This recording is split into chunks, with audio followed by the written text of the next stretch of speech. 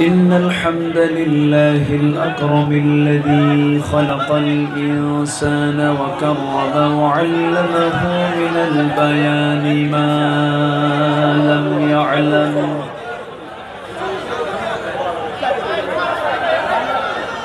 فسبحان الذي لا يحصى امتنانه باللسان ولا بالقلم.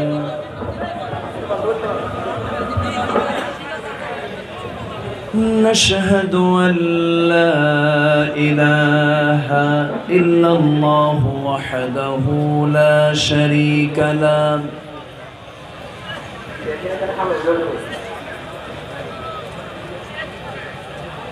ونشهد أن سيدنا وحبيبنا ومولانا محمدا عبده ورسوله الذي أرسله بالحق بشيرا ونذيرا وداعيا إلى الله بإذنه وسراجا وقمرا منيرا.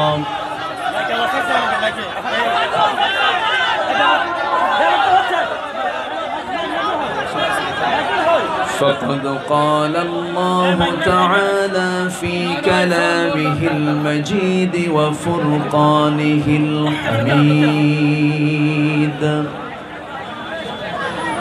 أعوذ بالله من الشيطان الرجيم. بسم الله الرحمن الرحيم. إن الله وملائكته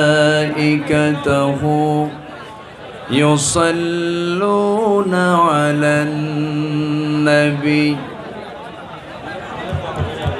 يا أيها الذين آمنوا صلوا عليه وسلموا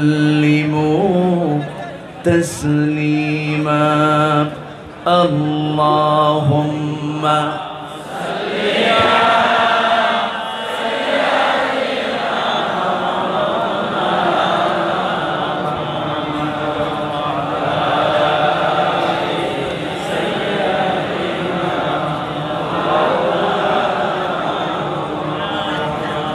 একটু মোহাব্বত দিয়ে নবীর প্রেমে মাতোয়ারা হয়ে জবান খুলে জোরালো কণ্ঠে সবাই বলুন আল্লাহুম্মা সাল্লি আলা সাইয়্যিদিনা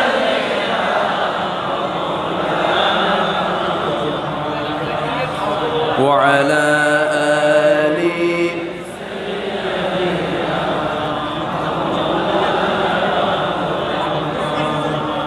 সবাই বলুন বালাগাল উলা বিকামালিহি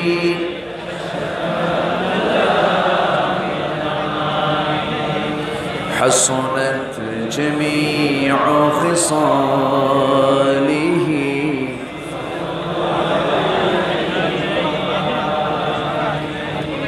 سراج الملة تمهي فخر دو عالم دلبار مولاه شريف الأنبياء نسخا كل أديان دغره بلغ العلا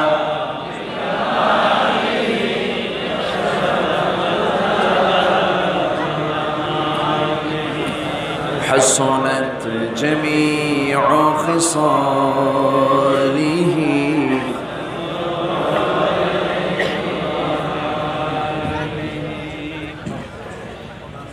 মাইকের অবস্থা তো ভালো।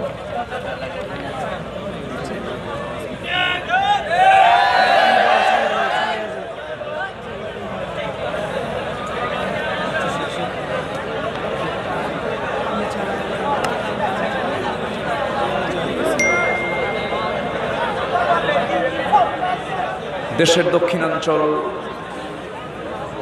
চট্টগ্রাম অঞ্চলের সাতকানিয়া উপজেলার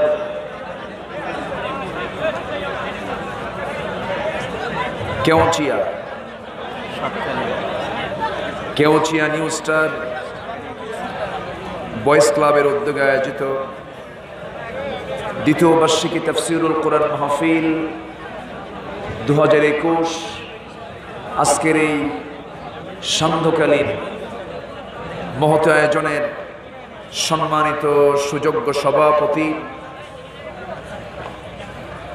আজকের প্রোগ্রামের বরেণ্য সাহেবে সদর জনাব ABM এনামুল হক শিকদার, আজকের এই মহৎ আয়োজনের সম্মানিত প্রধান অতিথি, বিশিষ্ট রাজনীতিবিদ, সমাজসেবক জনাব মোহাম্মদ ওসমান আলী সাহেব, আজকের এই মাহফিলের বরেণ্য সম্মানিত মেহমানবৃন্দ, হযরত উলামায়ে কেরাম, ফদলায়ে ইসলাম, সুশীল সমাজ, জাতির শ্রেষ্ঠ সন্তান শিক্ষক মণ্ডলী, জাতির বিবেক, সাংবাদিকবৃন্দ,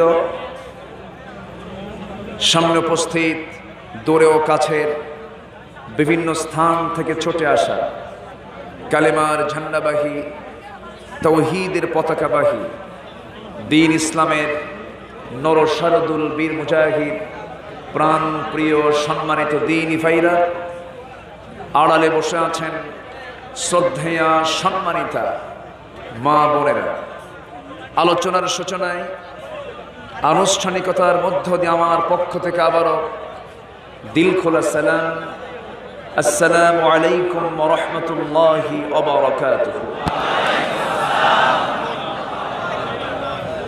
সবাই কেমন আছেন? আমাকে প্রশ্ন করলেন, তা আপনি ভালো, আমি কি খারাপ থাকবো নাকি?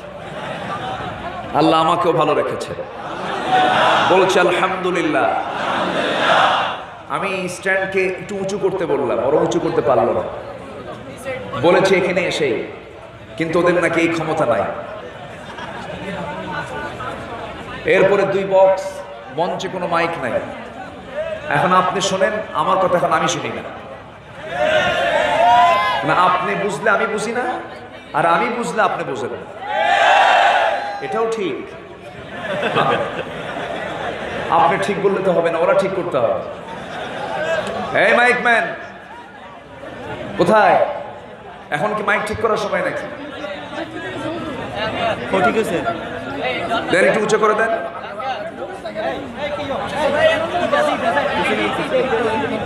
সম্মানিত হাজিরিন, আমার দিকে তাকান। আল্লাহ পাকের অশেষ শুকর যে মহান আল্লাহ সুবহানাহু ওয়া তাআলা আমাকে আপনাকে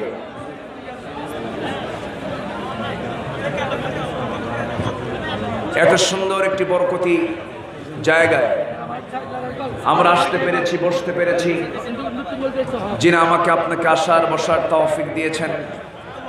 শুকর আদায় করছি, মুহাব্বাতান জোড়ালো কণ্ঠে বলে উঠছি আলহামদুলিল্লাহ। আবারও বলছি আলহামদুলিল্লাহ। চিৎকার মেরে বলছি আল্লাহুম্মা ইন্নী আসআলুকা আল হুদা ওয়াত তুকা ওয়াল আফাফা ওয়াল গিনা। সবাই বলি আল্লাহুম্মা লাকা আসলামতু ওয়া বিকা আমানতু ওয়া আলাইকা তাওয়াক্কালতু ওয়া ইলাইকা আনাবতু ওয়া বিকা খাসামতু। আমরা আল্লাহ তাআলার শুকর আদায় করে দিলাম। সম্মানিত হাজিরিন, আসুন আমরা আলোচনার দিকে চলে যাচ্ছি। আমার বয়ান ছিল মাগরিব বাদ, কিন্তু উঠতে উঠতে আমার বেশ কিছু দেরি হয়ে গেল। সম্মানিত হাজিরিন, আজকের এই মাহফিলে যারা মেহমান হয়ে এসেছেন, যে মেহমানরা কথা বলবে, তারা কি তাদের নিজের মন গড়া, নিজের বাবার অথবা দাদা নিজস্ব কোনো কল্প কাহিনী বলবেন? আলেম ওলামা যারা বলেন কথা, সব কোরআন থেকে বলেন। কি থেকে? কোরআন থেকে। কোরআন মিথ্যাবাদী হতে বলে না সত্যবাদী হতে বলে? কোরআন সুদ খেতে বলে না যাকাত দিতে বলে? কোরআন চুরি করতে বলে না আমানত রক্ষা করতে বলে? তাহলে কোরআন শুনে যাদের গা জ্বালা করবে, ভাবতে হবে এরা সত্যের পক্ষের সৈনিক না। কি কথা কি বোঝা গেল? কোরআন আমাকে রাইট পন্থা আমাকে শিখিয়ে দেয়, আমাকে ডানপন্থী হতে বলে, আমাকে কোরআনপন্থী হতে বলে। সম্মানিত হাজিরিন, এই কিতাব যদি আমি না পেতাম, আমি কি আল্লাহকে চিনতাম? আমি কি আল্লাহকে কাছে নিতে পারতাম? আমি আল্লাহকে চিনেছি কোন কিতাব দিয়ে? বলেন কোন কিতাব দিয়ে? এই কিতাব দিয়ে। এই কিতাব আমরা শিখতে এসেছি, এই কিতাবের কিছু আলোচনা আমরা শুনতে এসেছি। শুনতে কিছু বাধা, কিছু বিপত্তি এটা আসে, এটা আসতেই পারে, অস্বাভাবিক কিছু না। এটাকে মাথায় নিয়ে আমরা ধূম্রজাল সৃষ্টি করব না। যারা বোঝে না আমরা তাদেরকে বুঝাবো, ঠিক আছে না? যারা বোঝে না আমরা তাদের বোঝানোর দায়িত্ব আছে না নাই? লাস্তা আলাইহিম বিমুসাইতির। হে রাসূল, আমি আপনাকে দারোগা করে পাঠাই নাই যে আপনি জোর করে একটা কিছু করবেন না। আমরা বুঝাবো, আমরা তাদেরকে বোঝানোর চেষ্টা করব। এই সাতকানিয়া একটি বরকতপূর্ণ এলাকার নাম। রাসূল একজন ব্যবসায়ী ছিলেন। সাতকানিয়া মানেই হলো ব্যবসায়ী মানুষ। সাতকানিয়া মানে গোটা পৃথিবীর এমন কোন জায়গা নাই যেখানে সাতকানিয়া নাই। আমার মনে হয় মঙ্গল গ্রহেও আছে। কি কথা কি বোঝা গেল? আপনারা কি করেন এতক্ষণ ধরে? এই কি করেন আপনারা? কি আমি কি আলোচনা করব না?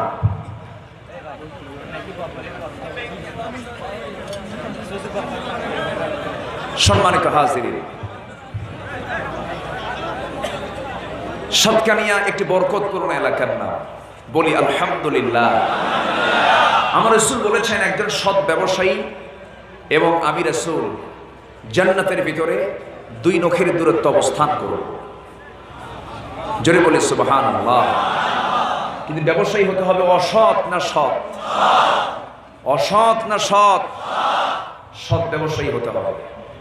সম্মানিত ভাইরা, সম্মানিত বন্ধুগণ, এমন একটি বরকতপূর্ণ এলাকায় আমি আসতে পেরেছি, আমিও নিজে অত্যন্ত খুশি, আমি আনন্দিত। আমাকে একটা সাবজেক্ট দেওয়া হয়েছে, এখানে বলা হয়েছে দিন প্রতিষ্ঠায় সাহাবে কেরামদের অবদান। সাহাবে কেরাম কি লাঠি দিয়ে কি করবেন? এতক্ষণ কি করছেন আপনারা? কি এটা কি করবেন? এটা আমার তো মাথার উপরে চলে গেল। এরা কিচ্ছু বোঝে না। হ্যাঁ দেন, দিয়ে দেন দেখি। এগুলোই টাইম চলে যায় কাছে। বুঝলাম এটা কি এত পুরো কেন? নিচে দেন। আমার মাথা কোথায়, মুখ কোথায় দেখতেছেন? কিচ্ছু বোঝে না।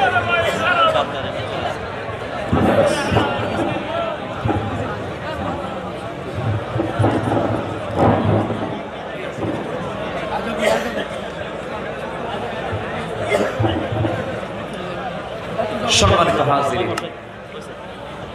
তাহলে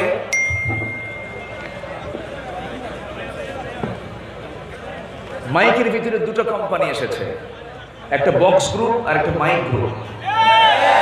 বুঝেন নাই? আমি ওদেরকে বলি, বলে হুজুর আমার তো বক্স না, আবার বক্সকে বলে হুজুর আমার তো মাইক না। এখন আমি কারে কি বলি? সম্মানিত ভাই, যাক একটু ম্যানেজ হয়েছে, যতটুকু হয়েছে আমরা বলি আলহামদুলিল্লাহ। জোরে বলি আলহামদুলিল্লাহ। দিন প্রতিষ্ঠায় সাহাবায়ে কেরামের ভূমিকা, সাহাবায়ে কেরাম কি ভূমিকা পালন করেছেন। এই পৃথিবীতে আল্লাহর নবীদের পর, আমার নবীর পরে সবচেয়ে দামি মানুষ কারা? সাহাবীরা। আস-সাহবাতু কান-নুজুম, সাহাবীরা হলেন আকাশের তারকার মতো। ইক্তেদা করবে, হেদায়েত পেয়ে যাবে। সুবহানাল্লাহ। দিন প্রতিষ্ঠা এর আরবি হলো ইকামতে দিন। দিন প্রতিষ্ঠা আরবি কি? ইকামতে দিন। ইকামতে দিন একটি গুরুত্বপূর্ণ একটা বিষয়, সাবজেক্ট। আল্লাহ রাব্বুল আলামিন প্রত্যেক পয়গম্বরকে এই দায়িত্ব দিয়ে পাঠিয়েছেন। আল্লাহর জমিন, আল্লাহর দিনকে প্রতিষ্ঠা করার জন্যই নবীদেরকে মূলত পাঠানোর উদ্দেশ্য সবার কম বেশি জানা আছে। আল্লাহ রাব্বুল আলামিন সূরা ফাতাহ এর 28 নম্বর আয়াত, সূরা সাফের 9 নম্বর আয়াতে আল্লাহ রাব্বুল আলামিন এগুলো বিশদভাবে জানিয়ে দিয়েছেন। আল্লাহ রাব্বুল আলামিন বলেন, হুয়াল্লাযী আরসালা রাসূলাহু বিল হুদা ওয়া দীনিল হাক্কি লিইয়ুযহিরাহু আলাদ-দীনি কুল্লিহি ওয়া কাফা বিল্লাহি শাহীদা। আরেক জায়গায় আল্লাহ রাব্বুল আলামিন বলেন, হুয়াল্লাযী আরসালা রাসূলাহু বিল হুদা ওয়া দীনিল হাক্কি লিইয়ুযহিরাহু আলাদ-দীনি কুল্লিহি ওয়ালাউ কারিহাল মুশরিকুন। জোরে বলি আল্লাহু আকবার। তিনি সেই মহান সত্তা যিনি তার রাসূলকে দ্বীনে হক দিয়ে দুনিয়াতে পাঠিয়েছেন। সেই দিনটাকে কি করবেন তিনি? ইসলামটাকে কি করবেন? পৃথিবীর তৈরি করা যত দিন আছে, যত তন্ত্রমন্ত্র আছে, যত ইসম আছে, সমস্ত ইসমের উপরে, সমস্ত তন্ত্র মন্ত্রের উপরে যেন তিনি আল্লাহর দিন জমিনে কায়েম করতে পারেন, বিজয়ী করতে পারেন। জোরে বলে সুবহানাল্লাহ। এতে কাফেরদের জ্বালা পড়া হতে পারে এবং এর চেয়ে বড় সাক্ষী আর কিছুই হতে পারে না। জোরে বলে সুবহানাল্লাহ। তাহলে রাসূলকে পাঠানো হলো কেন? আমরা মোটামুটি আয়াত দ্বারা স্পষ্ট হলো। এই কিতাবটা কেন দেওয়া হলো? আল্লাহ রাব্বুল আলামিন রাসূলকে জানিয়ে দেন, হে রাসূল, আমি আপনাকে কিতাবটা কেন দিলাম? শুধু নামাজের জন্য দেই নাই, শুধু দান সদকার জন্য দেই নাই, শুধু ঠাকঠুক মেরে কয়েকটা সেজদা দিবেন এই জন্য এই কোরআনটা নাযিল করি নাই। আমি কেন দিয়েছি? কিতাবুন আনজালনাহু ইলাইকা লিতুখরিজান নাসা মিনাল যুলুমাতি ইলান নূর। আমি এই জন্য আপনাকে কিতাবটা দিয়েছি যেন আপনি কিতাব দিয়ে অন্ধকারে নিমজ্জিত অজ্ঞতার সাগরে ডুবন্ত জাতিকে যেন আপনি কোরআনের আলোতে আলোকিত করে যেন তাদেরকে জান্নাতের রাস্তায় তুলে দিতে পারেন। এই জন্য আমি আপনাকে এই কিতাবটা দিয়েছি। জোরে বলি সুবহানাল্লাহ। জিনাকারকে, সুদখোরকে, চোর ডাকাতদেরকে, অসভ্য বর্বর জাতিকে আপনি যেন কোরআনের আলোতে আলোকিত করে যেন তাদেরকে জান্নাতের রাস্তায় তুলে দিতে পারেন, এই জন্যই আমি আপনার কাছে এই কিতাবটা নাযিল করেছি। সেই কিতাব আজও পৃথিবীতে আছে না নাই? ব্যর্থতা না সফলতা নেই? কোরআন দিয়ে পৃথিবীর আইন যাচাই হবে না পৃথিবীর আইন দিয়ে কোরআন যাচাই হবে? কোরআন দিয়ে পৃথিবীর সকল আইন যাচাই হবে। বিজ্ঞান দিয়ে কোরআন যাচাই হবে না কোরআন দিয়ে বিজ্ঞান যাচাই হবে? কোরআন দিয়ে বিজ্ঞান যাচাই হবে। আকাশের চাঁদ আমরা দেখি, এই চাঁদের কি কোনো নিজস্ব আলো আছে? এটা কে বলে দিল? আমরা জানছি কি থেকে? বই থেকে পেয়েছি। সায়েন্স বলতেছে যে চাঁদের নিজস্ব কোনো আলো নেই। চাঁদ অন্যের আলোতে আলোকিত হয়। এটা হালে সৌরজগতের সৌরবিদ যারা, তারা এই তথ্যগুলো দিলেন। আকাশ জগৎ নিয়ে যারা গবেষণা করেন, সায়েন্স নিয়ে যারা নড়াচড়া করেন, তারা বলছেন যা আকাশের চাঁদের নিজস্ব কোনো আলো নেই। তারা প্রমাণ করলো হালে এসে, অথচ কোরআন কত আগে বলে দিচ্ছে। কোরআন কি 50-60 বছর আগে না 1500 বছর আগে? কোরআন বলে দিচ্ছে তাবারাকাল্লাযী জাআলা ফিস সামাই বুরুজান ওয়া জাআলা ফীহা সিরাজান ওয়া কমারান মুনীরা। অতীব পবিত্রময় সেই মহান সত্তা যিনি আকাশে গ্রহসমূহ সৃষ্টি করেছেন, তাতে রেখেছেন একটা প্রদীপ্ত সূর্য, প্রদীপ্ত আলো, আর আরেকটা রেখেছেন রাতের বেলা যেটা আমরা দেখতে পারি আলো বিকিরণকারী চাঁদ তিনি দিয়েছেন কমারান মুনীরা। আজ থেকে 1500 বছর আগে আল্লাহ রাব্বুল আলামিন বলে দিলেন চাঁদের নিজস্ব কোনো আলো নেই। বর্তমান সায়েন্স বলে দিল চাঁদের নিজস্ব কোনো আলো নেই। এটা কি বিজ্ঞান আবিষ্কার করেছে না বিজ্ঞান কোরআন থেকে চুরি করেছে? চুরি করেছে। আমার ভাইয়েরা, বিগ ব্যাং থিওরি নিয়ে কথা হয়, বহুল আলোচিত এই থিওরি হালে বিজ্ঞান প্রমাণ করেছে। আজ থেকে কত আগে আল্লাহ রাব্বুল আলামিন জানিয়ে দিলেন এই পৃথিবীটা সৃষ্টিতে প্রচন্ড একটা ধাক্কা পেয়ে আসমান জমিনের এই যে বিশাল বড় একটা ব্যবধান হয়েছে, এটা বিগ ব্যাং এর মধ্য দিয়ে হয়েছে। আল্লাহ রাব্বুল আলামিন এই তথ্য, বিগ ব্যাং তথ্য আজ থেকে 1.5 বছর আগে জানাইয়া দিলেন। এই রকম করে সমস্ত বিধিবিধান দিয়েছেন। ধর্ষণের আইন আজ থেকে 2 বছর আগেও ছিল না। ধর্ষণের যখন মাত্রা, যখন পরিমাণ যখন বেড়ে গেল, শেষ পর্যন্ত বলে দিল সর্বোচ্চ আইন মৃত্যুদণ্ড। অথচ সেই ধর্ষণের 1500 বছর আগে আল্লাহ রাব্বুল আলামিন এর বিচার মৃত্যুদণ্ড কোরআনে বলে দিয়েছেন। আইন যদি প্রয়োগ থাকে তাহলে সমাজে স্থিতিশীলতা আসবে। ওয়াজ দিয়ে আপনি যে ওয়াজ মাহফিল শুনলেন, আমি শুনলাম, হ্যাঁ হয়তো আমাদের দিলটা একটু কাঁদবে, নরম হবো আমরা, কিন্তু কোরআনে কারীমের ভিতরে বিধিবিধান আছে না নাই? আসতে বলবেন না, আছে না নাই? লিতাহকুমা বাইনান নাস, যেন এই কিতাব দিয়ে মানুষের মাঝে যেন আপনি বিচার কার্য ফয়সালা করতে পারেন। এই জন্য আমি আপনাকে কোরআন দিয়েছি। আজকে যদি সঠিক আইন প্রয়োগ থাকতো, নাসির কি অন্যের বউ ভাগায় নিয়ে আসে? আসতে কোন অন্যের বউ ভাগায় নিয়ে আসে? দেশের যে প্রচলিত আইন আছে, দেশের যে প্রচলিত আইন,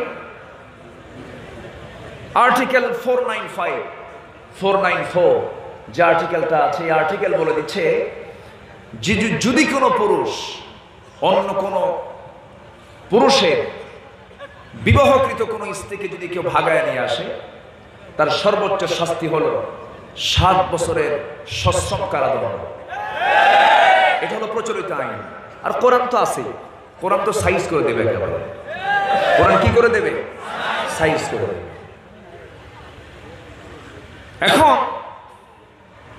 এই যে একটা বিষয়, আপনি সাউথ আফ্রিকার একজন খেলোয়াড়ের দিকে তাকান, হাশিম আমলা একটা উলঙ্গ দেশের ক্রিকেটের একজন, ক্রিকেট অঙ্গনের একজন স্টার হাশিম আমলা, যার মুখে চাপ দাঁড়ায়, আজান হলেই নামাজে দাঁড়ায়, যার বউকে পৃথিবীর কোনো পুরুষ দেখে না, উলঙ্গ দেশে থেকেও হাশিম আমলার মতো একজন দক্ষ খেলোয়াড় সেই ইসলামী অনুশাসন মেনে চলছে। গোটা পৃথিবীর দ্বিতীয় বৃহত্তম মুসলিম জনপদ বাংলাদেশ, ক্রিকেট অঙ্গনকে কলঙ্কিত করেছে এই বেয়াদবটা, ঠিক কিনা? আমি বিচারক মহোদয়ের কাছে আমি আকুল আবেদন জানাবো, দয়া করে এই সমস্ত অন্যায়ের সঠিক বিচার করুন, নচেৎ আপনার বউ একজন ভাগা নিয়ে যাবে, ঠিক কিনা?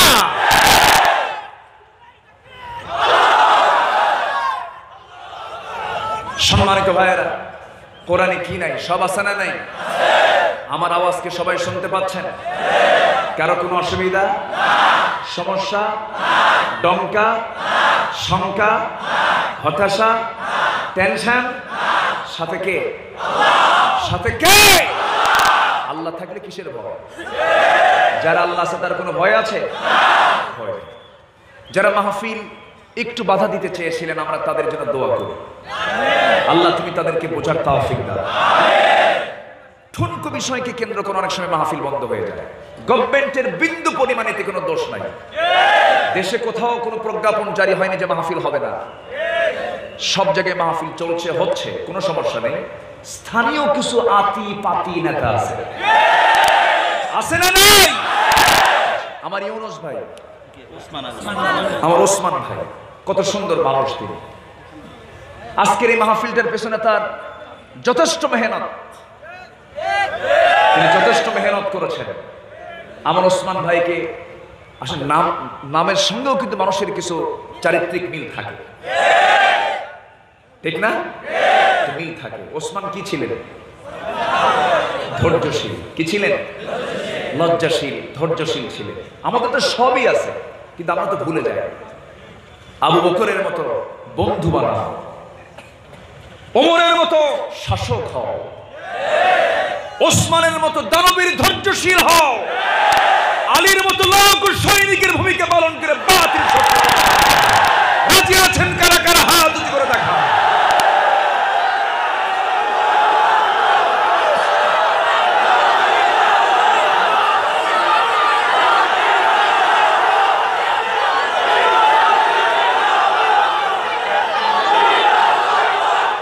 আল্লাহ সবার হাতকে কবুল করুন, জোরে বলি আমিন, আরো জোরে আমিন। হাত নামান। এই কণ্ঠ দিয়েছেন কে? এই কণ্ঠ দিয়ে আগে দুনিয়ার কারো নাম না আল্লাহর নাম? এই আল্লাহর নাম নিচ্ছি না আমরা। কি সমস্যা? Camera, camera. ওদের ধমক দিয়েন না, ওরা তো মরে যাবে। ধমক টমক দিয়েন না, ওদের কাজটা একটু করুক তারা। ধমক টমক দিয়ে না, ওরা তো গোটা দুনিয়া শোনাবে, বোঝেন না? একটু কষ্ট করেন, আমার দিকে তাকান। মাইক তো আর বন্ধ নাই, তাই না? একটু আমার দিকে তাকান। এখানে মাহফিলের অনেকগুলো সাইট ছিল, কিছু ত্রুটি আমি লক্ষ্য করছি। আমি ক্ষমা সুন্দর দৃষ্টি কামনা করছি। অনেকে বসার জায়গা পাচ্ছেন না, দাঁড়িয়ে আছেন। দাঁড়িয়ে থাকার কষ্ট বসে থাকার চাইতে কম না বেশি? সোয়াবটাও কম না বেশি? আবু জেহেলি দাঁড়ায় থেকে কোরআন শুনছে, সমস্যা কোথায়? আবু জেহেল শোনে নাই? আবু জেহেল গোটা রাত দাঁড়িয়ে দাঁড়িয়ে কোরআন শুনেছে। কোরআনের মজাটা কত, আনন্দ কত, মজা কত! আল্লাহু আকবার বলো। আবু জেহেল যদি দাঁড়ায় পারে, আমরা কি দাঁড়ায় পারবো না? সমস্যা কোথায়? সবাই শুনুন, যে যেখানে আছেন। আমি বিশেষ সময় নিতে পারবো না। আমাকে সাবজেক্ট দেওয়া হয়েছে দিন প্রতিষ্ঠায় সাহাবা কেরাম কি ভূমিকা পালন করেছেন। তারা কি বউকে আগে দাম দিয়েছেন? সন্তানকে আগে দাম দিয়েছেন? দুনিয়ার কোনো ব্যবসাকে দাম দিয়েছেন? আগে গুরুত্ব দিয়েছেন কার দিন? আসতে বলবেন না, কার দিন? আল্লাহ পাক আমার জান এবং মালকে কিনে নিয়েছেন জান্নাতের বিনিময়ে। আল্লাহ আমার জান মাল নিয়ে নিয়েছেন কিসের বিনিময়ে? সবাইকে দিতে রাজি আছেন? ট্রাকের তলে, বাসের তলে, মর্জিনাকে পাওয়ার জন্য, এরকম আছে না নাই? লাইলি মর্জিনা পাওয়ার জন্য জান দিয়ে দেয়, এরকম আছে না নাই?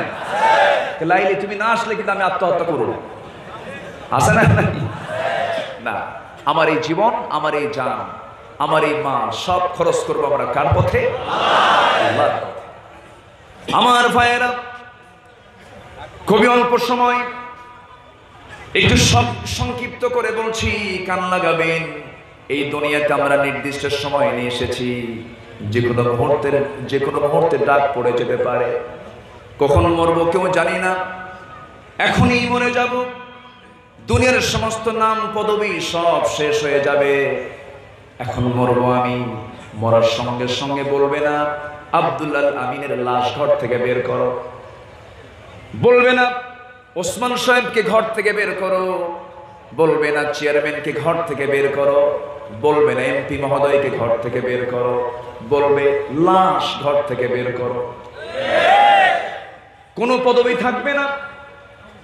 লাশটাকে গোসল করাও, লাশটাকে জানাজায় হাজির করো, লাশটাকে খাটিয়াতে চড়ায় দাও, লাশটাকে জানাজায় দিয়ে দাও, লাশটাকে কবরে দাফন করে ফেলো। আমার বন্ধুগণ, এখনই বললে আমার নামটা হয়ে যাবে লাশ। কিসের তাকাব্বুরি, কিসের অহংকার, কিসের দাপট, কিসের নেতৃত্ব কর্তৃত্ব, সব মাটির সঙ্গে মিশে যাবে।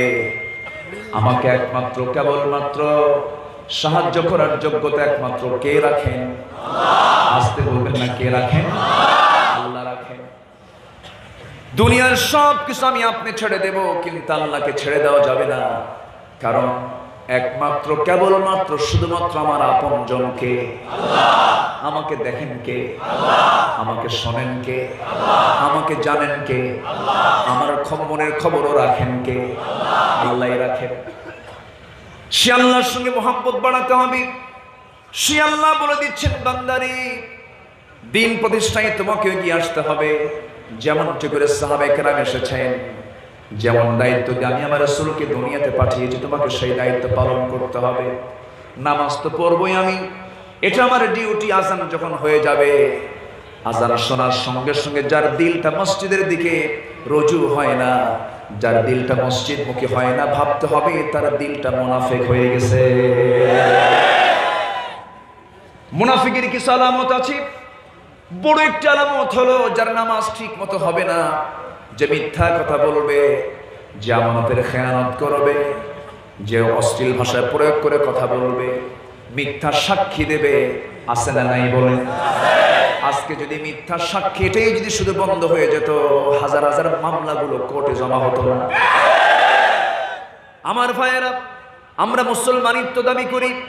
আমি মুসলমান, আমার দাদা শরীফুল ইসলাম, আমার বাপ শহীদুল ইসলাম, আমি কি বাইনুল ইসলাম, তিন ইসলাম নিয়ে আছে। আমার দাদাও ইসলাম, আমি আমার বাপও ইসলাম, আমিও ইসলাম। এর নাম কিন্তু ইসলাম মানা নয়।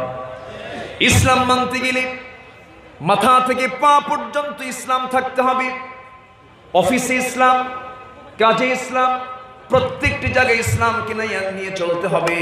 যে ইসলামের নখ কাটার বিধান থাকতে পারে, সেই ইসলামে কোনো কিছু বাদ আছে নাকি? সব কিছু দিয়েছেন কে? ইসলামকে সর্বশ্রেষ্ঠ বলার দরকার নাই, কারণ সর্বশ্রেষ্ঠ ধর্ম ইসলাম বললে পরে অন্য ধর্মকে শ্রেষ্ঠ বলে ফেললে। অন্য ধর্মের কোনো শ্রেষ্ঠত্ব নাই, অন্য ধর্মের কোনো বৈধতা নাই। আমার আল্লাহর কাছে। কার কাছে? আল্লাহর কাছে। কার কাছে? আমার আল্লাহ বানিয়েছেন। আমার আল্লাহ আমাকে আপনাকে বানিয়েছেন। আল্লাহ নিজেই বলছেন, শোনো, তোমার জীবনের জন্য আমি একমাত্র দিন দিয়েছি, কেবলমাত্র দিন দিয়েছি। ইন্নাদ-দীনা ইনদাল্লাহিল ইসলাম। আল্লাহর কাছে সর্বশ্রেষ্ঠ না, একমাত্র। বলেন বলেন বলেন বলেন বলেন। যারা আরবি গ্রামার, এখানে আল্লাহ পাক বলছেন আল্লাহর কাছে মনোনীত একমাত্র না সর্বশ্রেষ্ঠ? একমাত্র, কেবলমাত্র, শুধুমাত্র একটাই দিন, তার নাম হলো ইসলাম। তার নাম কি? ইসলাম।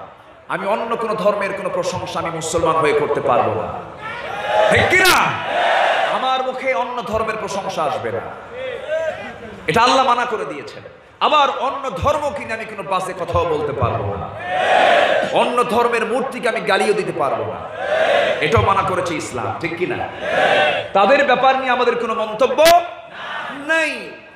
কিন্তু আমার দেশে কিছু এরকম লোক আছে না নাই, যারা সব ধর্মের গুণগান গান, আছে না নাই?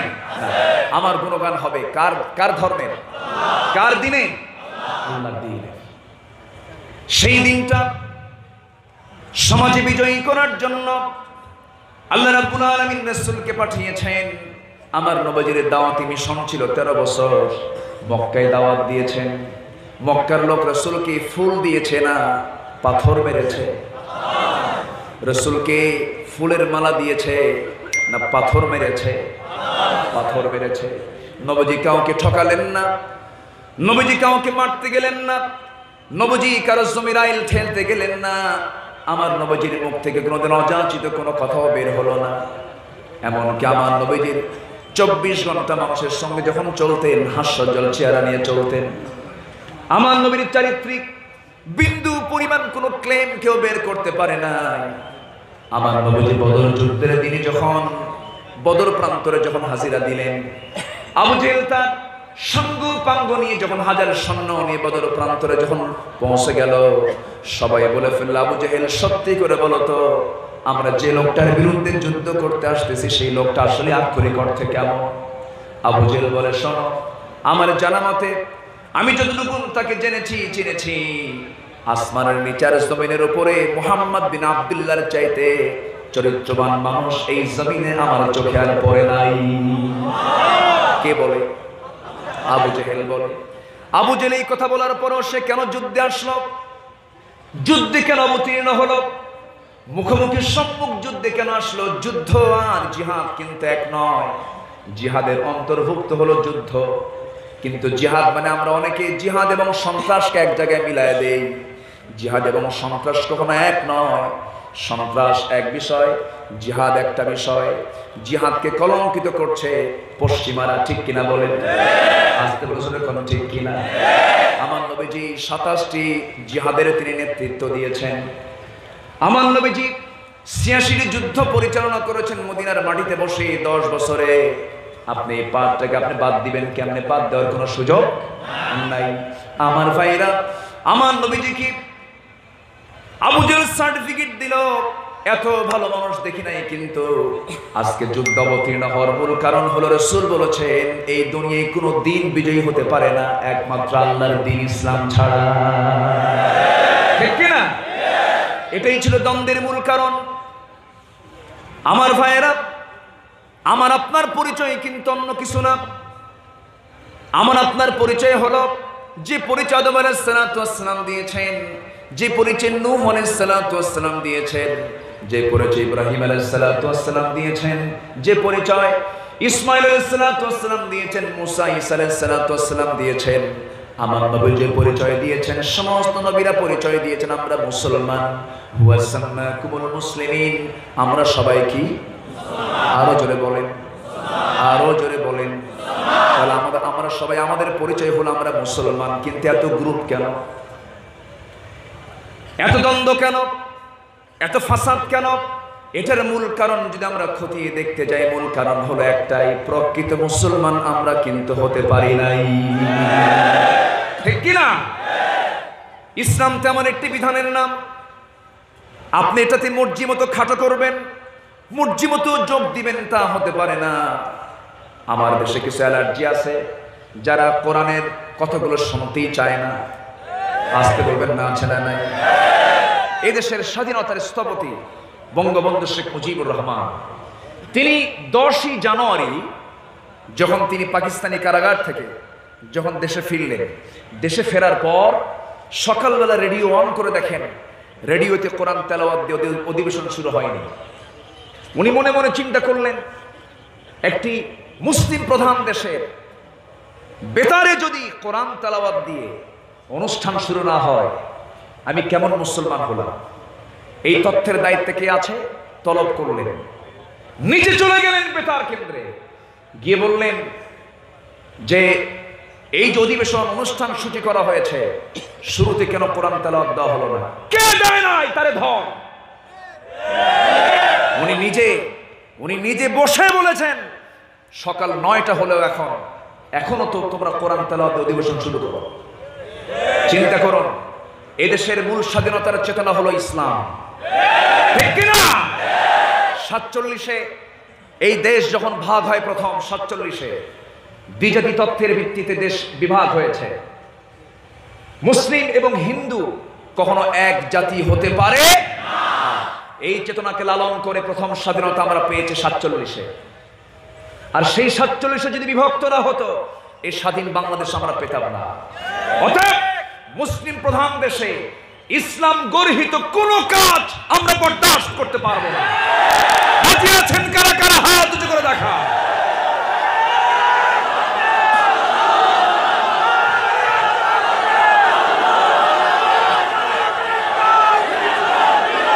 আল্লাহ তুমি সবার হাতকে কবুল করো, জোরে বলেন আমিন, আরো জোরে আমিন। হাত নামান। বঙ্গবন্ধুর শেষ ভাষণ ছিল, এই দেশের মানুষকে মুক্ত করে ছাড়বো। কি কথা কি বোঝা যায়? কথা কি বোঝা যায়? সেই চেতনার ভিতর আজকে কিছু ঘাপটি মারা নাস্তিক তৈরি হয়েছে, ঠিক কিনা? এই দেশের চেতনা ইসলাম ছিল, আছে, থাকবে।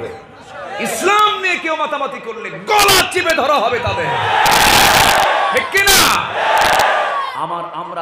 আমাদের সবচেয়ে বড় পরিচয় হলো আমরা মুসলমান। কষ্ট হচ্ছে আপনাদের? কষ্ট হচ্ছে? কথা বলি, জোরে বলি ইনশাআল্লাহ, আরো জোরে বলি ইনশাআল্লাহ। এই মাহফিল কোরআনের মাহফিল, বলি আলহামদুলিল্লাহ, জোরে বলি আলহামদুলিল্লাহ। তাহলে রাসূলকে কেন পাঠানো হলো আমরা মোটামুটি একটু বুঝলাম। রাসূলকে সাপোর্ট দিয়েছেন সবচেয়ে শ্রেষ্ঠ মানুষ সাহাবীরা, দেননি? সাপোর্ট দিয়েছেন। বদরে আমার নবীজি ডাক দিলেন, সাহাবীরা কি ঘরে বসেছিলেন? উহুদে ডাক দিলেন, সাহাবীরা কি ঘরে বসেছিলেন? তবে মুনাফিক কিছু আছে না নাই? ওই যুগে ছিল কি ছিল না? ছিল। আমরা কি মুনাফিকের কাতারে যাব? মুনাফিক চেনার জন্য সূরা মুনাফিকুন আছে না নাই? ছোট সূরা না বড় সূরা? বড় সূরা। কাফেরকে চেনার জন্য কাফিরুন আছে না নাই? ছোট সূরা না বড় সূরা? ছোট সূরা। তাহলে কাফেরকে চেনার জন্য বড় সূরা লাগে না, এমনি চেনা যায় কাফের। কিন্তু মুনাফিককে চিনতে অনেক বড় সূরা লাগে, ঠিক কি না? এরা হচ্ছে ধূর্ত ভাইরাস, এরা সব জায়গায় জল খায়, ঠিক কি না?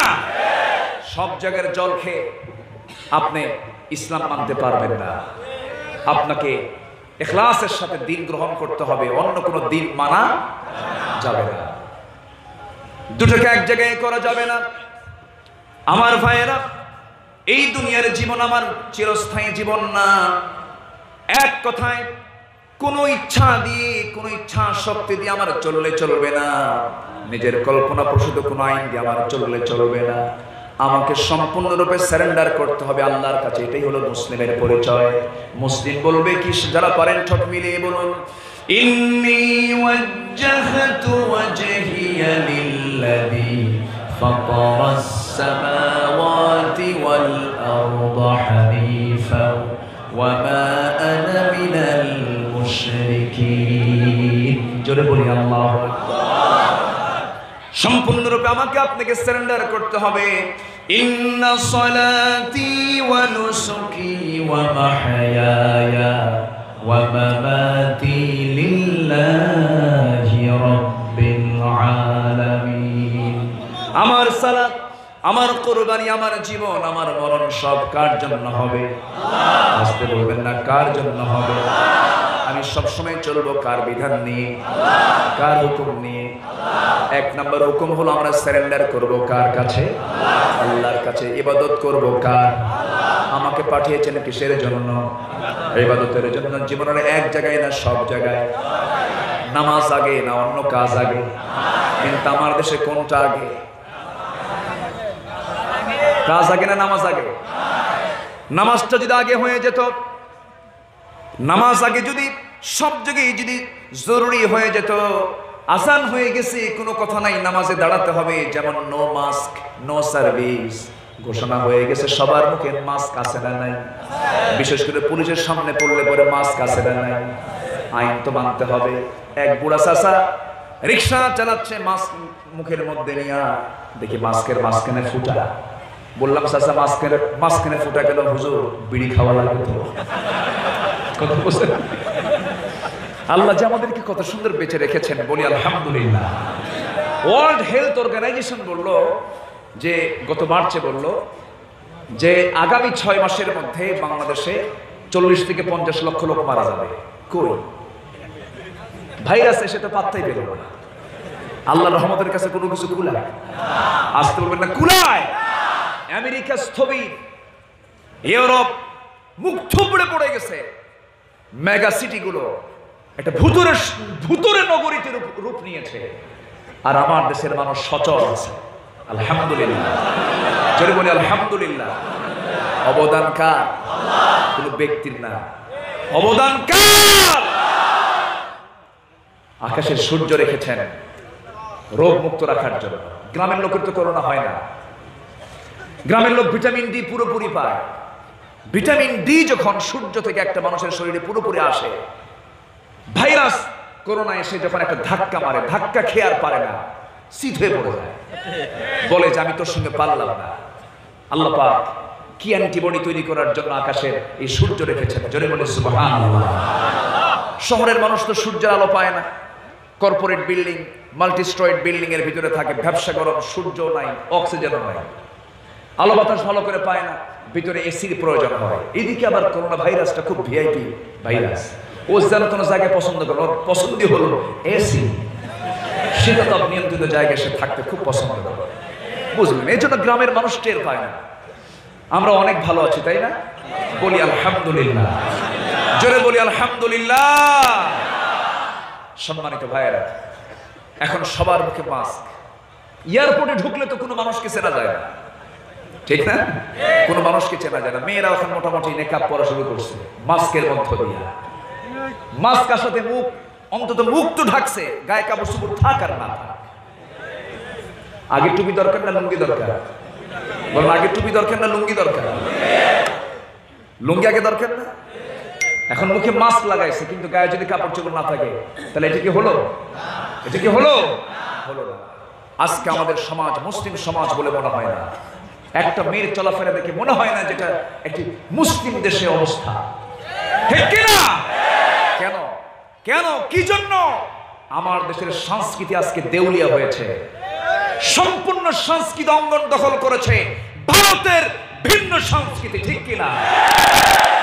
ওদের পোশাক, ওদের কৃষ্টি কালচার গুলো। আজকে মুসলিম পরিবারের মেয়ে কি লাগায়? টিপ লাগায়, সিঁদুর লাগায়। কেন? এগুলো করা যাবে না। মূল পর্দা শুধু বোরকা নয়, বোরকার পাশাপাশি গুরুত্বপূর্ণ কাজ হলো, মূল পর্দা হলো নিজের যারা আত্মীয় স্বজন, বিশেষ করে চাচাতো ভাই, মামাতো ভাই, ফুফাতো ভাই, খালাতো ভাই, আছে না নাই? চাচার বাড়ি কাছে না দূরে? চাচাতো ভাই কাছে থাকে না দূরে থাকে? আচ্ছা, খালাতো ভাইয়ের বাড়িতে যাওয়া হয় কি হয় না? তাহলে এতে কি দূরে থাকে না কাছে থাকে? কাছে থাকে। তাহলে এই জায়গায় পর্দার দরকার আগে না পড়ে? বলেন বলেন, আগে না পড়ে? দূরের লোক বেশি ক্ষতি করে না কাছের লোক বেশি ক্ষতি করে? কাছের লোক বেশি ক্ষতি করে। এই জন্য এই সমস্ত বিষয় আমাদের পর্দাটা খুব শক্ত পর্দা। আমার মা বোনদেরকে আমরা শিখাবো। জোরে বলি ইনশাআল্লাহ, আর জোরে বলি ইনশাআল্লাহ। দুলাভাইয়ের সঙ্গে দেখা করা জায়েজ আছে? আসতে কেন? দুলাভাই, দেবর, ভাসুর দেখা করা জায়েজ আছে? এগুলো ইসলাম না করে দিয়েছে। আপনি আমাকে যদি 1000 বার বলেন, আমি তো কিছু বলতে পারবো না। আমাকে বলেছে কোরআন, আমাকে বলতে হবে, ঠিক কি না? দুলাভাইয়ের সঙ্গে দেখা করা যাবে না। দুলাভাইয়ের পিছনে শালীরা হুন্ডায় চড়ে, মনে হয় সাতকে নিয়ে চড়ে না? সাতকে নিয়ে তো চড়ে, আলহামদুলিল্লাহ। আচ্ছা, শালী দুলাভাইয়ের হুন্ডার পিছনে বসে আছে। শালী মনে মনে চিন্তা করে, দুলাভাই মানুষ, পুরুষ মানুষ, গায়ে লাগলে কেমন হয়, মাঝখানে একটু গ্যাপ রেখে দূরে বসেছে। দুলাভাই আবার করছে কি, দূরে মাঝখানে গ্যাপ আছে তো, সামনে যেমন ব্রেক মারছে, এক ব্রেকে গ্যাপ পূরণ করছে। এগুলো আছে না নাই? এগুলো নোংরামি ওয়াজ করে বন্ধ হবে না, আইন করে বন্ধ করতে হবে মুসলমান। নাসিরের অপকর্ম, এই অপকর্মগুলো বন্ধ হতো। নাসির পারতো না যদি শক্ত বিধান থাকতো, ঠিক কিনা? বাস্তবায়ন আমাদের দরকার। কষ্ট পাচ্ছেন আপনারা? আলোচনা চালাবো? আমার তো সময় আগে এমনি এমনি চলে গেল। এই মাইক ঠিক করতে লাগলো 10 মিনিট, 15 মিনিট, আধা ঘন্টা। কি বলবো এখন? আমার প্রোগ্রাম তো, এই প্রোগ্রামটা খুব অল্প সময় নেওয়া। এই প্রোগ্রাম নিয়েছি খুব অল্প সময়ে।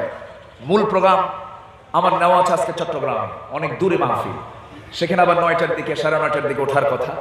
এখন মেহমান না গেলে তো তাদের দম আসে আর যায়, দম আসে আর যায়, এই অবস্থা। মানে যদি হার্টের রোগী হয় তাহলে ইন্তেকাল, মামলা খাবো। কি কথা কি বোঝেন না? তো এই হচ্ছে অবস্থা। সব দিকে একটু খেয়াল করতে হচ্ছে আমাকে। আকাশের পাখি ওড়ে এক ডানায় না দুই ডানায়? দুই ডানায়, দুই দিকে একটু রক্ষা করতে হবে। আমি আর দেখি 2-4-5 মিনিট কথা বলবো। কষ্ট পাচ্ছেন না তো কেউ? জোরে বলি ইনশাআল্লাহ। তাহলে সাহাবায়ে কেরাম কি অবদান রেখেছেন ইকামতের দিনের ক্ষেত্রে? তারা কি দুনিয়ার কোনো মায়া করেছেন?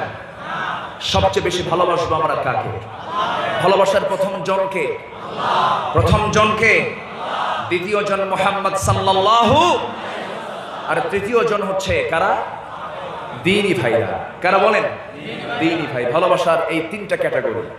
আল্লাহ রাব্বুল আলামিন বলেন, তোমাদের বন্ধু হবে কারা আর শত্রু হবে কারা?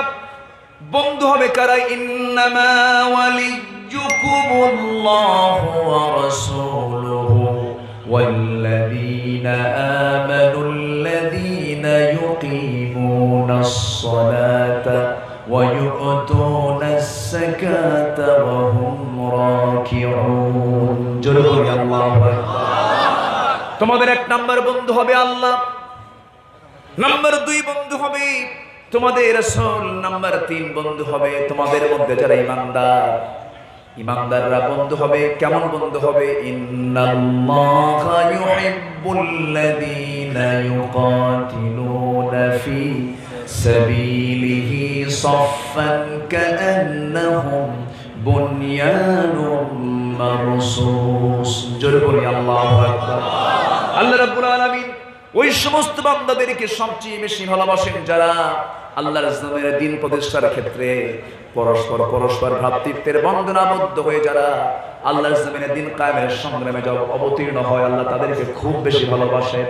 সাহাবীরা এই কাজে তারা পিছিয়ে না সবার আগে, পিছিয়ে না সবার আগে। কে না জানেন ইতিহাসগুলো? বদর তো একটাই, উহুদ তো একটাই, খন্দক তো একটাই, মুতার যুদ্ধ তো একটাই, সবার কম বেশি জানা আছে। রাসূল শুধু ডাক দিয়েছেন, ডাকতে দেরি হয়েছে, যেতে দেরি হয় নাই। উহুদ প্রেক্ষাপট কার না জানা আছে? আমার নবীজি উহুদের দিনে নবীজি মসজিদ নববী থেকে বের হচ্ছিলেন, আম্মা জান আয়েশাকে বলছেন, আয়েশা তুমি রেডি হয়ে যাও। আমার নবীজি যুদ্ধে যেত, স্ত্রীকে সাথে নিয়ে চলে যেতেন। আমার নবীজি লম্বা কোনো সফরে গেলে বউকে সাথে নিয়ে চলে যেতেন, কারণ বউ হলো ঈমানের অর্ধেক। বলি আলহামদুলিল্লাহ, আর জোরে বলি আলহামদুলিল্লাহ। আর নিকাহু নিসফুল ঈমান, বিয়েটা হলো ঈমানের অর্ধেক। যুবকরা সময় হলে বিয়ে করে নিবা। দেখেন কিচ্ছু করে না, বিয়ে করার দরকার আছে না নাই? আবার মুরব্বীরা যুবক ছেলে হয়ে গেছে, বড় হয়ে গেছে, বিয়ে দেয় না, এরকম বাপও আছে না নাই? এখন যুবকরা মনে মনে বলতেছে, হুজুর আব্বাদের ভালো করে দাও, বিয়ে শাদী করা উচিত। বিয়ে শাদী করলে ঈমানটা ঠিক থাকে। বউর সাথে নিয়ে গেলে আপনি এদিক সেদিক তাকাতে পারবেন না, তো উপায় নেই। সাথে বউ আছে, আপনি যদি বউ থাকা অবস্থায় যদি অন্যদিকে আপনি যদি আধা সেকেন্ড তাকান, আর এই দৃশ্য যদি আপনার বউ দেখে একবার, হয়তো সেই সময় কিছু কবে না, 2 দিন পরে বলবে, হয়তো আপনি ডাক দিচ্ছেন, সুইটি এদিকে আসো তো, কিসের তোমার সুইটি মুইটি, তুমি ছায়া থাকো আরেক দিকে, তুমি আমারে ডাকো না, ঠিক কিনা? এই জন্য বিয়ে করার দরকার আছে না নাই? অন্যের বউ না, কিন্তু নিজের বউ, নিজের বউ নিয়ে থাকতে হবে। অন্যের বউ বিয়ে করে নিয়ে আসা যাবে না। ওয়াল মুতাল্লাকাতু ইয়াতারাব্বাসনা বিআনফুসিহিন্না সালাসাতা কুরু।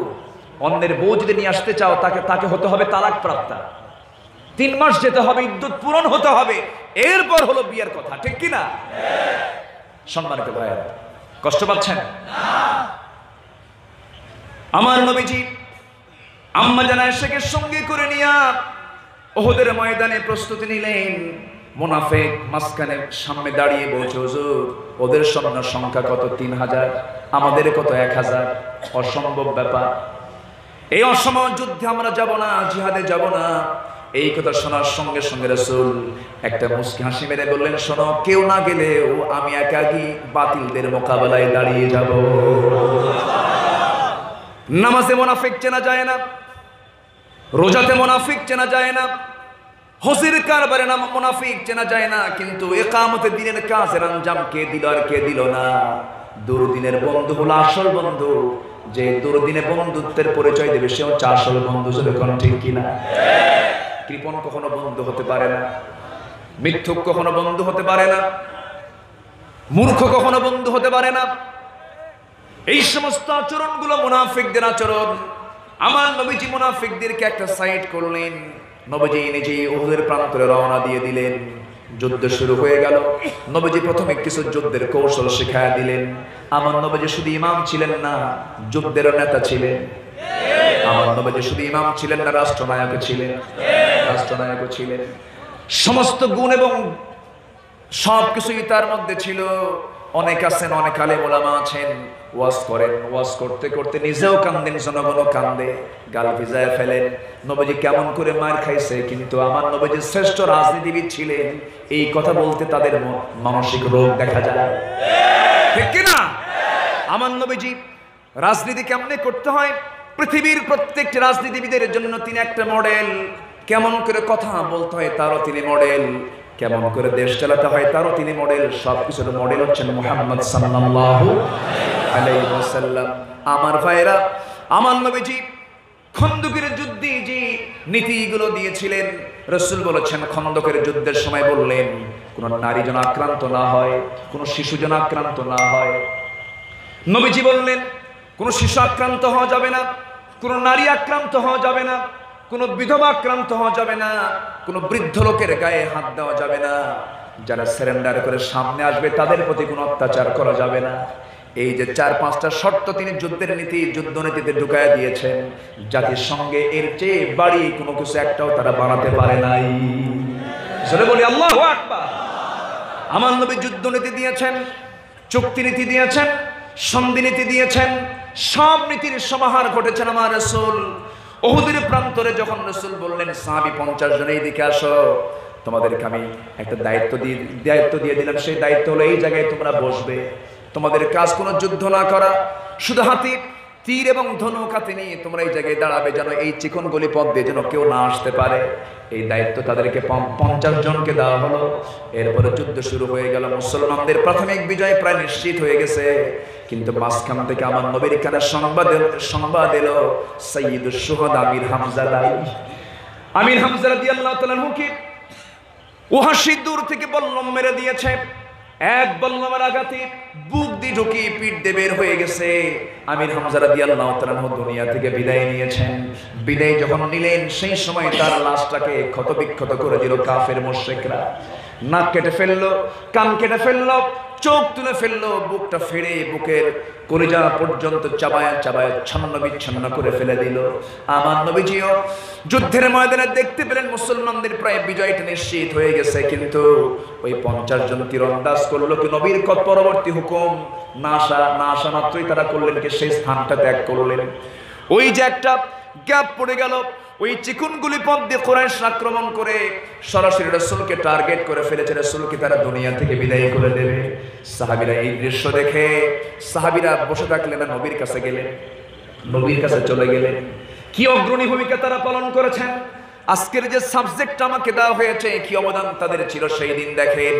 নবীর চতুর্পার্শ্বে দাঁড়িয়ে শূন্য হাতে তরবারি নাই, বলছেন ইয়া রাসূলুল্লাহ, ইয়া হাবিবাল্লাহ, আজকে আমাদের জান অবলীলায় দিয়ে দেব আপনার জন্য, দিনের জন্য, আমাদের বিন্দু পরিমাণ কোনো কষ্ট হবে না।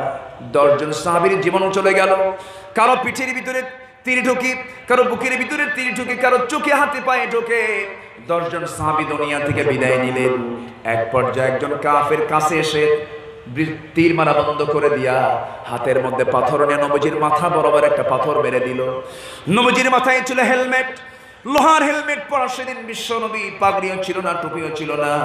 আমার বন্ধুগণ, শুধু টুপির সুন্নত আদায় করব, শুধু আমরা মিষ্টি খাওয়ার সুন্নতি সারা জীবন আদায় করলাম, কিন্তু আবু জেহেলকে চিনলাম না। আমি কি ঈমান এনেছি যে আমি আবু জেহেলকে চিনতে পাই না?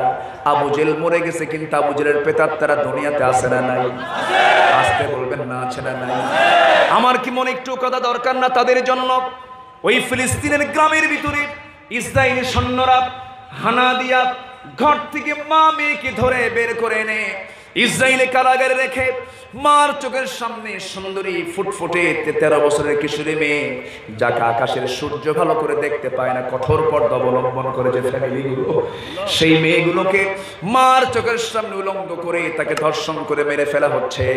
আবার মেয়ের সামনে মাকে উলঙ্গ করে ধর্ষণ করে মেরে ফেলা হচ্ছে। আমার বন্ধুগণ, এই সমস্ত জুলুম অত্যাচার দেখার পরও যার দিলটা কাঁদে না, যার দিলের মধ্যে জজবা পয়দা হয় না, আল্লাহর কসম করে বলি সেই বান্দার হৃদয় হলো মুনাফিকের হৃদয়। ঠিক কি না? আমার ভাইয়েরা, উহুদের প্রান্তরে আমার নবীজি সম্পূর্ণ একাকী পড়ে গেলেন। হেলমেটের লোহা নবীর কপালে বিদ্ধ হলো। আরেকজন কাফের মেরে দিল নবীজির গাল বরাবর। শিরস্থানের চিকন লোহা নবীর গালের মধ্যে বিদ্ধ হতে লাগলো। আমার নবীজির মুখে আরেকটা আঘাত করলো পাথরে। আমার নবীজির সামনের 2টি দাঁত জোড়ে পড়ে গেল। একই মুখে 3টে ইনজুরি। আমার নবীজি মাথা চক্কর মেরে জমিনে পড়ে গেলেন। প্রমাণ হয়ে গেল, সবাই বুঝতে পারলো মনে হয় রাসূল দুনিয়া থেকে বিদায় নিয়েছেন। সাহাবীরা পাগলের মতো হয়ে গেছেন। আমার নবীজি সেই জায়গা থেকে উঠতে পারলেন না। হযরত আলী তন্ন তন্ন করে খুঁজে তাকে পেয়ে গেলেন। কোলের মধ্যে তুলে নিলেন, নিরাপদ জায়গায় শোয়া দিলেন। আলীও কাঁদেন, নবীও কাঁদেন। আলী বলছেন ইয়া রাসূলুল্লাহ আপনি লানত করুন। রাসূল বলছেন আলী একটা কথা জেনে রেখে দিও, বিশ্বনবীর দেহ থেকে যখন রক্ত ঝরা শুরু হয়েছে এটা বুঝতে হবে এই জমিনে আল্লাহর দ্বীন কায়েম হয়ে যাবে। সাহাবীরা কি ভূমিকা পালন করেছেন দেখেন আমার ভাইয়েরা। এরপরে কি হলো, নবীজির মাথায় লোহা বিদ্ধ হয়ে আছে। একজন সাহাবী হাত দিয়ে টানতেছেন কিন্তু লোহাটা বের হয় না। জোরে টান দিলে পরে নবীজি আস্তে টান দিলে নবীজি কষ্ট পাবেন মনে করে এক টানে তিনি বের করবেন। কি দিয়ে বের করবেন? দাঁতটা লাগালেন। দাঁতটা লাগায় উবাইদ ইবনে জাররাহ দাঁতটা লাগায় দিয়া এত জোরে টান মারলেন, এক টানে লোহাটা বের হয়ে আসলো। সামনের দুটি দাঁত ভেঙে গেল। নবীজি বলছেন ওবাইদা দাঁতটা তুমি ভেঙে ফেললে দুইটা, আস্তে টান দিলে তোমার দাঁত তো ক্ষতিগ্রস্ত হতো না। ওবাইদার সঙ্গে সঙ্গে কেঁদে কেঁদে বলছেন ইয়া রাসূলুল্লাহ আমার দাঁত কেন, কলিজাটা ছিঁড়ে দেব আপনার জন্য, আমার কোনো দুঃখ হবে না। জোরে বলুন সুবহানাল্লাহ, আরো জোরে বলুন সুবহানাল্লাহ। আমার ভাইয়েরা, আমার নবীজির মাথায় ব্যান্ডেজ লাগানো, শহীদের ঈদগাহে আমার নবীজি দাঁড়ানো। ৭০ জন সাহাবী শাহাদাত বরণ করেছেন। আপন চাচার লাশ সামনে ক্ষত বিক্ষত চেহারাটা, আর একজন সাহাবী আব্দুল্লাহ বিন জাহাশের লাশটা ক্ষত বিক্ষত। রাসূল বললেন নাক কাটা, কান কাটা, চোখ তোলা, বক্ষ ছিদ্র করে সমস্ত কলিজাগুলো বের করাই দুইজন সাহাবী আমার চাচা এবং আব্দুল্লাহ বিন জাহাশের কবরটা দাফন করার জন্য দুই কবরে দিও না, এই দুজনকে তোমরা এক কবরে দাফন করো, কারণ একসঙ্গে তারা আল্লাহর সামনে সাক্ষী হয়ে দাঁড়িয়ে যাবে। জোরে বলে সুবহানাল্লাহ। তাদের অবদান কি? এই জন্য সেই সাহাবে কেরামের চেতনা আমাদের ভিতরে থাকার দরকার আছে না নাই? আসতে বলবেন না আছে না নাই? আমরা সেই চেতনা লালন করব। এই জমিনটা কার? আকাশটা কার? সূর্যটা কার? আমরা চাই এই জমিনটা কার আইন দিয়ে ভরপুর হয়ে যায়। আমরা কার বিধান মেনে চলবো? কার হুকুম মেনে চলবো? নামাজ পড়বো কয় ওয়াক্ত? 5 ওয়াক্ত নামাজ পড়তে রাজি আছেন? কার একটা হাত তুলে দেখেন তো। 5 ওয়াক্ত নামাজ কারা কারা পড়বো? 5 ওয়াক্ত নামাজ বলি ইয়া আল্লাহ, ইয়া রহমান, ইয়া রহিম, আমাদেরকে 5 ওয়াক্ত সালাত আদায় করার তৌফিক তুমি আল্লাহ দিয়ে দাও। জোরে বলি আমিন, আরো জোরে আমিন। হাত নামান। কষ্ট দিয়ে ফেললাম মনে হয়? কষ্ট পেয়েছেন? আমি ওসমান ভাইকে অসংখ্য ধন্যবাদ জানাচ্ছি। এই মাহফিলটার বাস্তবায়নে তার পূর্ণ চেষ্টা, আজকে তিনি সফল হয়েছেন, বলি আলহামদুলিল্লাহ। আমি এমন কোন অযাচিত কথা বলতে চাই না যে আমাদের মধ্যে বিশৃঙ্খল সৃষ্টি হয়ে যায়। আমরা দেশকে ভালোবাসি, আমরা দেশের মানুষকে ভালোবাসি, কিন্তু কোন জুলুমকে আমরা সহ্য করব না, কোন অন্যায়কে আমরা সহ্য করব না, কোন মিথ্যাকে আমরা গ্রহণ করতে পারবো না। সত্যের জয় হবেই হবে ইনশাআল্লাহ। জোরে বলে ইনশাআল্লাহ। হাদা মা ইনদি ওয়াল ইলমু ইনদাল্লাহ আলাইহি তাওয়াক্কালতু ওয়া ইলাইহি উনীব। সুবহানাকাল্লাহুম্মা আশহাদু আল লা ইলাহা ইল্লা আনতা আস্তাগফিরুকা ওয়া আতুবু ইলাইক। সবার কাছে দোয়া চাই। আজকে এখানে দুটো জানাজা হয়েছে না? একটা সকাল একটা আসরে জানাজা হয়েছে। তাদের জন্য কি দোয়া দরকার আছে না? সবাই দোয়ায় শামিল হবেন না? আমরা একসঙ্গে দোয়ায় শামিল হব। জোরে বলি ইনশাআল্লাহ। দোয়া করতে হবে তো। আমরা দোয়া করি যে আমরা চাইবো কার কাছে? আমরা কার কাছে চাবো? নামাজের মতো করে বসি, আমরা নামাজের মতো করে বসি। আমি ওসমান ভাইকে অনুরোধ, আমার ওসমান ভাইকে আমি অনুরোধ করবো এই ইসলামী দাওয়াত সেন্টার ইসলাম প্রচারের কাজে এক ধাপ এগিয়ে।